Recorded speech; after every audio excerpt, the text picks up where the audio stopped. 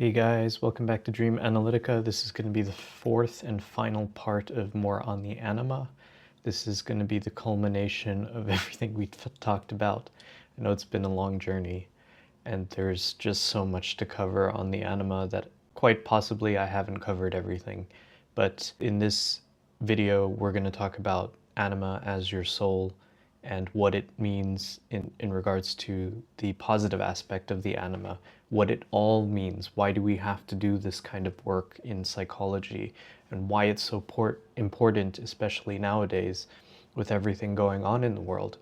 That why is psychology going to be so important for us, especially with new technology, AI. I think self-understanding is going to be one of the most important things we're going to be able to do, especially since AI is probably going to replace us in many areas of our life. So understanding your own personal meanings, your own personal value, that's connected to the soul, which we've talked about. The anima is Latin for soul. So you need to figure out your own meaning, what really brings value to your life. And one way to do that is by understanding your own psychology, which, the anima acts as a mediator or guide towards yourself or your totality. So it's very important for us. And it seems counterintuitive, like everything that's going on in the world, you think that the most common sense approach would be to approach it through the external world, through external achievement and success. But those things, the lines of those things are starting to get blurred. Like, what is the meaning of success? It inherently is turning into something that is subjective. So it's just so important to recognize psychology and the importance of it and understand our own inner truths. Because what is happening right now, we think we're able to find meaning out there, when in fact it's actually in here, inside us. Each and every single one of us has this secret little door in which to access the totality of the individual. And the one who is going to show you that door is, for men and for women actually, is your other half, your soul and spirit. So for women, it would be their inner man, and for men, it would be their inner woman. And they are going to guide you towards your totality or your soul, so that you find your purpose in your own life and quite possibly in the universe. I really think there's going to be some sort of war. I'm not talking about physical war, I'm talking about a war between God and AI, like our inner God and AI. This is a massive speculation, but I think there's going to be some sort of like a fight going on there between something that is general and something that is individual. The individual versus the general, the collective. I think there's going to be some sort of conflict there, like the individual is going to rebel. Why is this so important that men understand their anima? We already spoke about how it evolves throughout this whole process. So we spoke about how the anima affects your individual relationships. And now we're speaking about how the anima influences your collective, your relationship to the collective, the archetypal meaning of your life in regards to how the anima plays a part in this. This is new stuff too. This is new stuff. Not many people know about this, but I think if we can elucidate this, it's going to open so many doors, so many opportunities in the field of psychology that we still have a lot of unknown answers to. It in some sense, what I think the way Jung would have put it is that the final frontier is not going to be out there, it's going to be in here. We're going to discover a lot of new things if we look inward. And there are quite a few prominent figures in history that mention the same thing, including Max Planck. So Max Planck quote goes as follows: "Science cannot solve the ultimate mystery of nature, and that is because, in the last analysis, we ourselves are part of the mystery that we are trying to solve." Max Planck wrote that, a very prominent German physicist. That tells you a lot, that the final mystery is not out there, it's in ourselves. And Max Planck, wrote that. He discovered a lot of things, including the Planck scale, discovered or introduced the Planck constant. So these guys know what they're talking about, and you could say that just understanding psychology is just of immense importance. So that's what we're going to talk about today.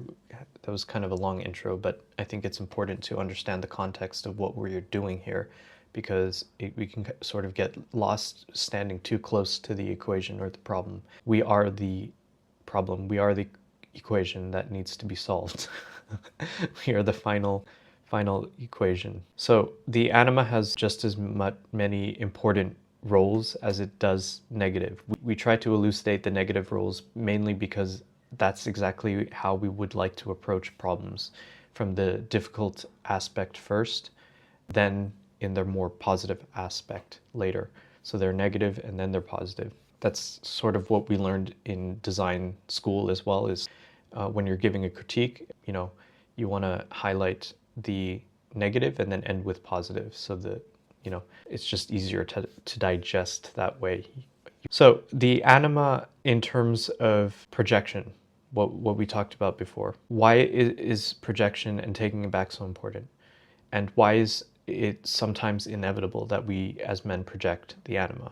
So we want to take back as much as possible, but we have to understand that sometimes it's beyond our control and that we project things just as part of our human nature. So in the positive aspect of that projection, because we covered the negative component of why projection is bad, but the positive aspect of it is it actually helps you find your marriage partner. And this is especially true if you have a healthy anima, if you have a healthy feminine side. Like, it is known that if you understand your own feminine side, it helps you understand feminine nature.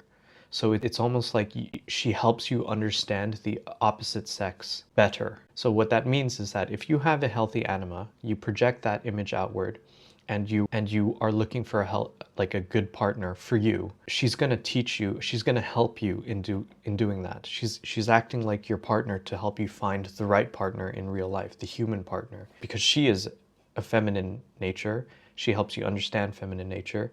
She's going to help you filter out a lot of toxic feminine people, toxic femininity out there. So she would, in her healthy aspect, she would filter a lot of women that might be playing very toxic games with you. She might sniff out at the very first date that you're going to have a lot of toxic behavior, red flags that she might, give you like those intuitive hits and say like, okay, she's extremely beautiful, but she has all these negative traits that in the long run might cause a lot of problems. Like, she will, divorce you and take all your money. She doesn't really love you for who you are. She loves you only because of what you provide, or something like that. So she teaches you about feminine nature, and she can help spot that out for you. She'll help you decipher which woman is going to be good, which woman is going to be bad. She does that for you. And the initial act of this happening is through projection. So you're going to project an image onto a woman, and you're going to find her attractive, and that's going to tell you whether or not you should approach. And then once you approach her, she's going to have that intuitive sense of whether this woman might be a good fit for you long term or not. So that's extremely powerful. So she's like your inner radar. She's helping you. Now, without that, if the man is completely an idiot in regards to his feminine side, and you see these men all over the place who subjugate women to these stereotypical frameworks because they have no intuition, they have no feeling connection to their feeling side, so there's no way that they would be able to have any cognition in that regard. They're not going to have any sixth sense about these things. They have no idea or relationship to their feminine side. They're going to pick those women. They're going to just go after their own projections without having that secondary line of defense of being able to sniff out whether this woman is good or bad, So that's one really positive aspect of the anima. So she teaches the man about his right inner values, your right inner values, like what is important to you as a man, what is important to you as a person. That's what she gives to you. She also, like I mentioned many times, is the mediator between ego, you, when you say I, that's the ego, and your inner totality, your God, your inner God, the self. She is the mediator. She'll walk you to. Without her, you're not going to be able to get to her, to to the inner self. There are there is a way actually you could meet the self through the shadow, but this is more complicated stuff. But for the most part, for most men, it's going to be through the anima, in which you reach your self. And that's very important. What that ultimately means in a simplified form is that in order to reach wholeness or totality, you need her. And the way you go about doing that is through the integration process, through understanding that you have a feminine side and building a healthy relationship with this other woman in yourself, meaning not repressing her, not neglecting her, treating her as if she were an individual. And in so doing, you are actually treating yourself better. So by giving her respect, by treating her with respect, by treating her with reverence, with respect, treating her like another human being that needs to be taken care of, that needs to be given attention, that needs to be loved, you are doing that to yourself as a man. And you are, in doing so, building your own fortification, your own sense of internal security by doing that. You're treating yourself better. Why wouldn't you want to treat yourself better? So it's a beautiful metaphor. By treating this inner feminine proper, you're treating your inner self better, your whole self better. And in doing that, that's going to help you get towards yourself, because you cannot get to yourself if you do those opposing things, repressing her, treating her poorly, neglecting her. You do those things to yourself, the further and further away you're going to get from your inner core, your inner totality, and your inner integration, your wholeness. You can't integrate that which you are repelling or repressing or projecting. You only integrate when you are whole, when you are together, when you are working together. And the bond of that would be love, like loving those parts of yourself. That also comes with understanding these parts of yourself. The other positive aspect that we kind of touched on in the first part is that when you understand her, you really want to think of it like this. So as men, we understand thinking quite easily. We understand thinking is like a mode of cognition, right? And it's so expansive. There's so much that thinking has done for us as a society, as individuals. It's helped us realize a lot of things. But what Carl Jung's psychology has taught us is there are 4 modes of cognition, actually. So we have thinking as one, then we have sensation, intuition, and feeling. So what this ultimately tells you is that once you open the door to your anima, and she teaches you about your soul, your eros function, your relatedness, your feelings, you open an entire new dimension of cognition.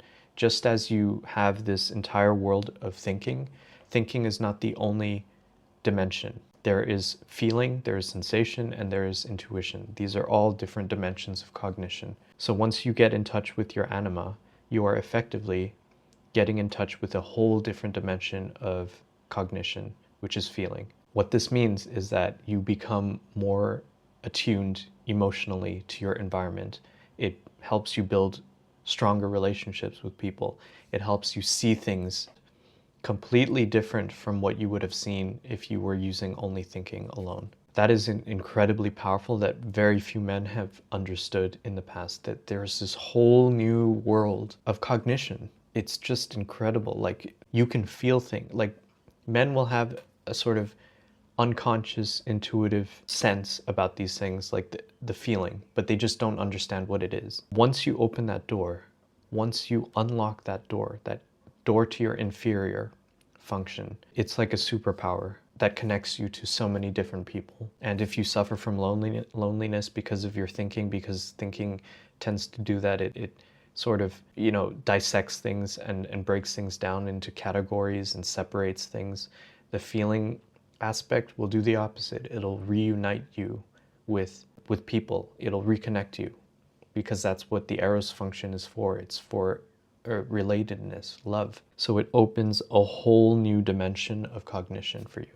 That's what the animal will do for you. The other thing too, as we go deeper into this positive aspect, and I touched on it before, she is responsible for your creativity, your artistic expression. In the positive sense, let's say a man has integrated her properly. You can now activate that feminine side of you, effectively letting her out, understanding that, okay, I'm going to let you possess me now. She will take over and allow you to express your feelings through work, through something productive, like art or music. You could feel when a man is connected to something higher, that's what they're saying, like flow state. When a man is playing the piano and he's just somewhere else, like you can feel it, that he's not in his body anymore. It's as if something divine has taken over. Have you guys ever seen this old clip of Bob Dylan where he talks about who he had to serve to get famous? So take a look at this. Why do you still do it? Why are you still out here? Well, it goes back to the destiny thing. I mean, I made a bargain with it, you know, a long time ago, and I'm holding up my end. What was your bargain? To get where I am now. Should I ask who you made the bargain with? with you know, with the chief commander. On this earth? And this earth, and then in the world we can't see. You ever look at music that you've written and look back at it and say, whoa, that surprised me? I used to. I don't do that anymore. I don't know how I got to write those songs. What do you mean you don't know how? Well, those early songs were like almost magically written. Darkness at the break of noon, shadows even the silver spoon, a handmade blade, a child's balloon. Eclipses both the sun and moon. To understand you knew too soon. There is no sense in trying. This Dylan classic, It's All Right, Ma, was written in 1964. Mouthpiece, the hollow horn, plays wasted words, proves to warn that he not busy being born, is busy dying. Well, try to sit down and write something like that. There's a magic to that, and it's not Siegfried and Roy kind of magic. You know, it's a different kind of a penetrating magic. And you know, I did it. I did it at one time. You don't think you can do it today? That is what we're talking about of anima possession in a positive aspect for men. She takes over. The men becomes this creative medium through which the feminine component can flow through. That is feeling. There's no thinking in there. And I know because I've been in those states before. There's no thinking. It's a possession. Like when I'm playing music, it may or may not sound good, but that's not what's important, is the feeling. I feel it, like I can feel a lot, which I could not have accessed before when I was only thinking. It's incredible. It's like you're accessing a whole different, it's like you're accessing a higher realm almost when you're in that state, when you understand that that's her. She's connecting you. It's like a tunnel in which connects you to the divine world. And I know this sounds spiritual or like mystical talk, but it's true. There's no other way to, no other words that will describe that feeling. It's a possession. It's a connection to something greater, and she's the one doing that for you. So that's why it's just incredible. When you when you integrate your anima, you become a whole different person as a man. You become emotionally intelligent, you become extremely creative, extremely talented. It's like you're unlocking these doors of your mind that you never thought you had access to. It's really something, like really something. It's sort of like Leonardo da Vinci, like when he created the Mona Lisa. Like that guy was a polymath. And yeah, you could, in a way you could say that he had attained the highest level of anima development, Sophia, which is represented by him painting the Mona Lisa, which I used the Mona Lisa, or Jung described the highest form of anima development as the Mona Lisa. So that's when an artist paints something, he's describing his psychological state. So when he painted the Mona Lisa, he was painting his inner femininity. And there's some speculations that Leonardo might have been gay. So that could also tell you something about the anima development.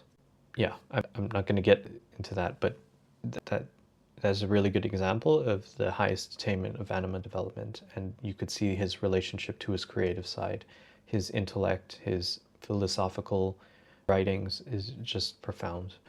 So those are some of the positive aspects of the anima and why it's so important and what this means in the larger context of things, as I mentioned in the beginning.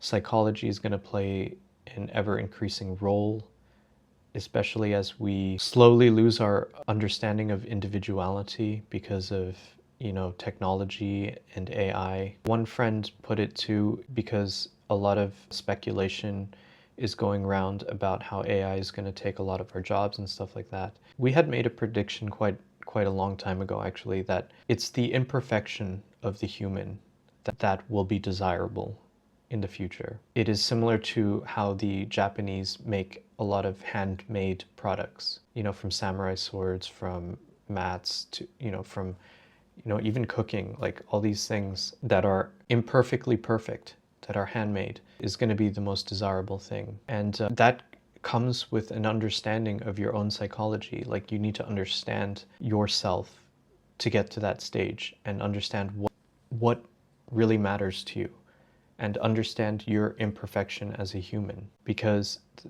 in order to make it to the next stage of our evolution as species, we need to understand ourselves, and that is through psychology. And in understanding yourself, you also understand your own individuality. You start forming into your own individual person.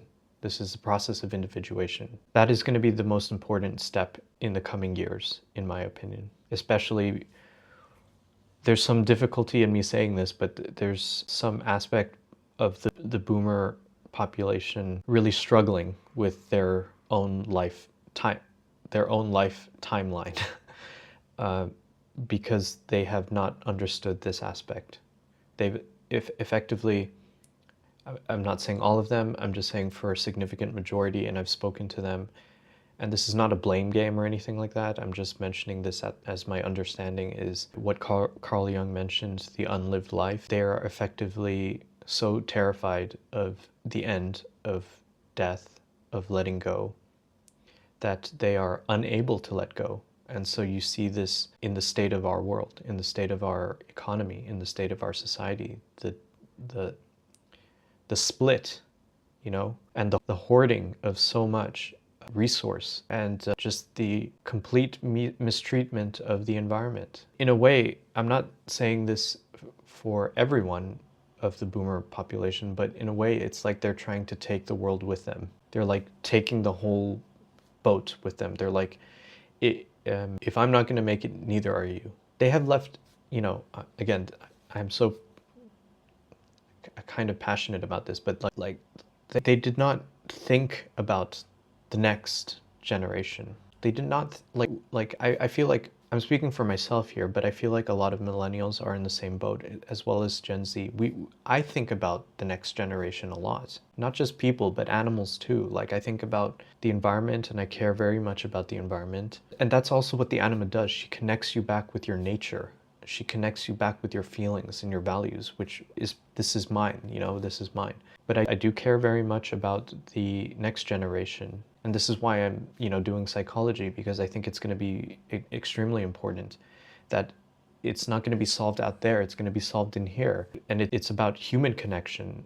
AI is sure, it might help a little bit with therapy, but the current research suggests that it's not actually beneficial. Maybe it's beneficial in the beginning, but to a certain extent, it might not be beneficial, because what the individual needs is a human connection. And that's psychology. It's about human heart-to-heart connection. That's what Jung said. He's like, forget theory. When you meet a person, just meet them with your heart. And I found that to be true in my practice. Whenever I approached it with theory, it just broke down. Didn't work. But yeah, going back to what it means for the world, like, we have to do this not for ourselves, but for the next generation. You want to understand yourself so you don't put that trauma, I hate that word, but put that trauma or the unlived life onto your children. And we can break this cycle now, because we have understanding of psychology. We have an understanding of these things.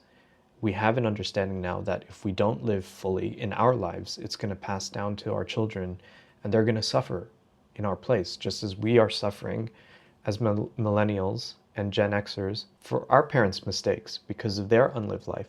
And to a certain degree, yeah, it's maybe not their fault because they didn't know any better. But what's strange to me is that Jung has been around, for a while now. And why do I know about it? But they didn't, I just questioned enough to figure this out because I found it important and I cared enough to do it. They may not have done that, and you could see it, and the evidence is just there in the world. The state of the world is the state of their psychology. They did not take responsibility for it, and so now we're left with that burden. And so it's a burden we must carry if we want to stop it from happening to the next generation. This is why it's so important for you as men and women to do this work. It's of the utmost importance for all of us to do this work so that our children can have a good life, a good world that we left them with. And I think once the boomer generation dies off slowly, we're next in line to be in roles of leadership. And in order to have healthy leadership, you need healthy psychology. So this is why individuation is so important, because if one individual individuates and is in a position of power, he's going to make good decisions. She's going to make great decisions. She's going to be responsible. She's going to understand her own shadow, her own, animus qualities. She's going to understand she's projecting or not, and make proper decisions. This is so important, guys. And I really think this is going to be one of the most important things we do collectively as individuals, is understand our own psychology. This is one way to go about it. There are probably many other ways, but I really think Jung had the answer, and I really think Jungian psychology is more than enough. We don't need to spread our energy looking for so many different solutions, drugs, or, Jung, in my opinion, had the answer. I think really, if we focus on our dreams, if we focus on understanding the model of the psyche, I think we'll be fine. If we understand typology, it's going to be more than enough. It's just enough to get us to the other side. So thank you so much for watching. I know this has been a long one, but it is the fourth part, and I really wanted to illustrate the importance of all of this. So thank you so much for watching and sticking with me till the end. I will continue making videos and updating information as it comes, so don't worry. This isn't the last video that I'm going to make on the anima or animus. I will continue to make more as my information updates. And I'm learning every day, because I get a lot of people who share their dreams with me, and the interpretation is so different, even though the dream can be, it's just incredible stuff, guys. I really recommend you join me on this adventure of individuation and analyzing dreams. So that's all I have. Thank you so much for watching, and stay tuned for the next.